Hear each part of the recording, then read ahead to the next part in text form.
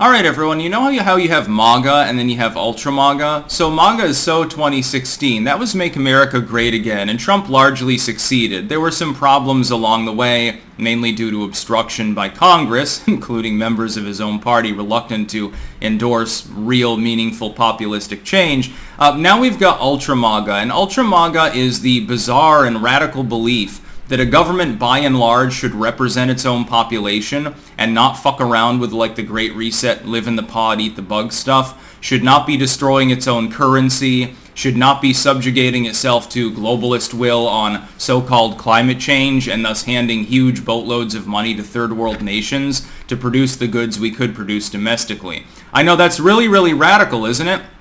It's basically, I guess Ronald Reagan was basically the same as Hitler, and he was called that at the time by people who were liberal as well. In retrospect, though, they've found a new enemy. He happens to be orange and big and fat and wears a diaper and poops himself in frustration and attacks people frequently, even though he's also a total weakling and pathetic. Some contravention in their claims with regards to Donald Trump. Well, now we've got Ultra-Trump Derangement Syndrome. I link you to an article, link in the description, archived, of course, from Salon. Now, Salon is extreme far left. They are socialists, effectively. They're the id pol cringe fringe of the left. They're one of the main missing link media groups associated with it, along with like Huffington Post and stuff. And even though they keep having to axe jobs and downsize their offices, which is hysterical, they do still actually have an audience. There are still people that pay attention to them. Hell, occasionally they're even linked into RCP. I don't know why. It's sort of like polling firms with a sample size of 400 that don't fix for registered voters, but for what it's worth, they do get a little bit of attention. I remember lots and lots of articles from Huffington Post, Salon, Vox was a big one as well, from the 2016 and 2020 elections declaring Trump is dangerous, he's extreme, etc. And he's done a shitty job, he doesn't know what he's doing, he doesn't have any experience, oh my god, he raped people and stuff. Get a load of this article. This is Trump Derangement Syndrome taken and warped into fucking hyperspace.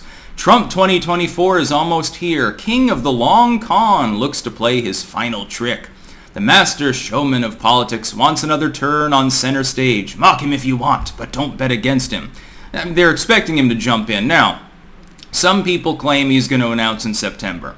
I still maintain it would be wiser to wait until after the midterms. Let your slurry of candidates that you've endorsed or campaigned for win overwhelmingly, and then immediately after the midterms, you let them have their little parade and their victory parties and stuff, literally the day after you announce that you're running for the presidency.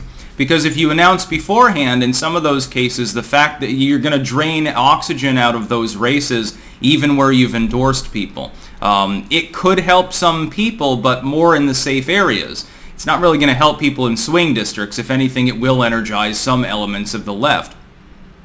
Will he or won't he? Whether Donald Trump will run for president again in 2024 is the question now hovering over America.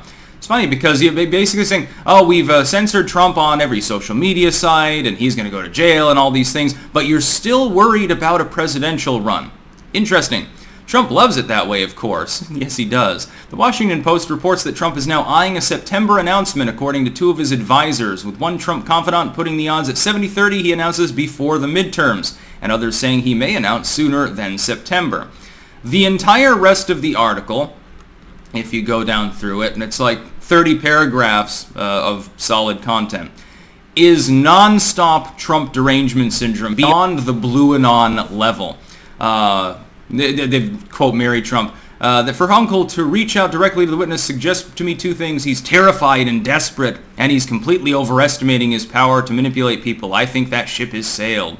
It's interesting since he took more than 70% in the TPUSA straw poll the other day, but okay, yet clearly he has no clout left. He's pathetic and washed up and useless, and people have abandoned him for, I don't know, DeSantis or Nikki Haley or something. Why is it then that he keeps winning, and why do you keep, you're not talking about these people, DeSantis sometimes, only in the context framing him against Trump though. All you want to do is talk about Trump, Trump, Trump. Yeah, by the way, feeding into his basic strategy.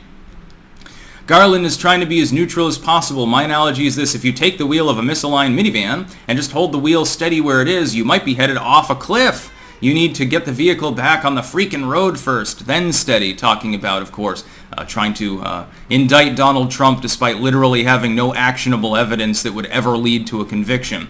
Be funny if they try it. I just think that it's not particularly likely.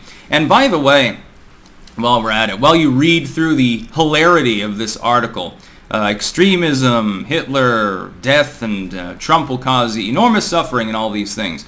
A lot of people are saying, well, he might announce before the midterms because he's afraid of being indicted, and Garland has effectively signaled that for candidates, there's basically a hands-off approach because otherwise the agency gets embroiled in something that could cause a civil war. In no uncertain terms, it would cause mass chaos if a mainline presidential candidate or a main primary frontrunner for purposes other than an obvious crime, something that's just investigated by a partisan committee, was taken off the campaign trail. It'd be a little bit too obvious. I don't think that Garland is willing to go there, which is hilarious, because the same liberals wanted him to be on the Supreme Court. I wonder if any of them have buyer's remorse. They were so happy when he was put into his current position by Joe Biden. Well, he got his consolation. Haha, orange man bad. He must be pooping himself because the dude that was kept off SCOTUS on his behalf is now in such a powerful position at the DOJ. Now they all hate him, and they're telling him to step aside or do his job. He is doing his job, to be clear. As you're reading through this, realize something. Donald Trump quite clearly already meant to get a second term.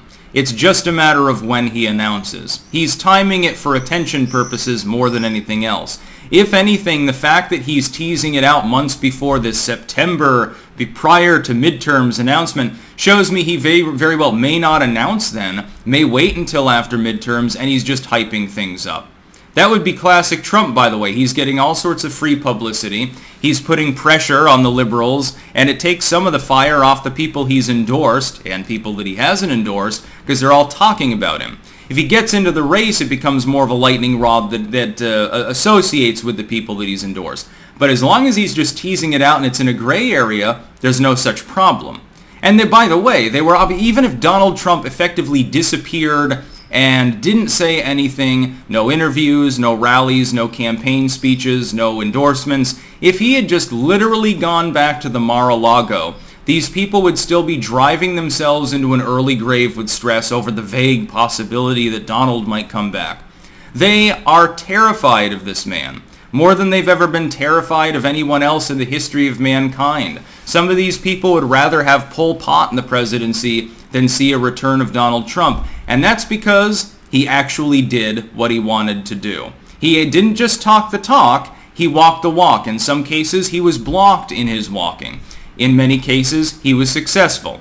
They don't want a border wall. They don't want to crack down on real crime. They don't want the executive branch not to go after gun owners. They certainly don't want Trump potentially putting in more Supreme Court justices. What they're worried about more than anything else is that Thomas and Alito would potentially resign to allow themselves to be replaced by Trump as president, leading to a 5-justice Trump panel on the Supreme Court that would probably last 25 to 30 years. That's what they're extremely worried about. SCOTUS. Above everything else, the smart strategists within the Dem Party, and they keep to the shadows because they're surrounded by morons and they don't want to be associated with publicly.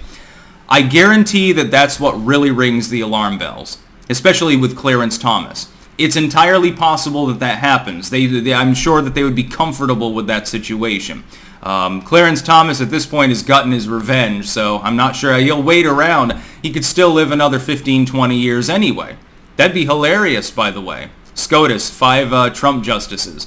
It would certainly heap fuel on the fire that is leftoid rage, and they would protest and riot and lock down D.C. just like they did before, and it wouldn't get called an insurrection attempt, by the way. This is ultra-Trump derangement syndrome. This article and similar articles go well beyond even what you saw during the 2016 election. Wasn't it Salon as well, or was it... Can't remember which one it was. It's like, GOP goes racist, sexist, homophobic. What the fuck, GOP? You know, when I think that was when New Hampshire was won by Trump.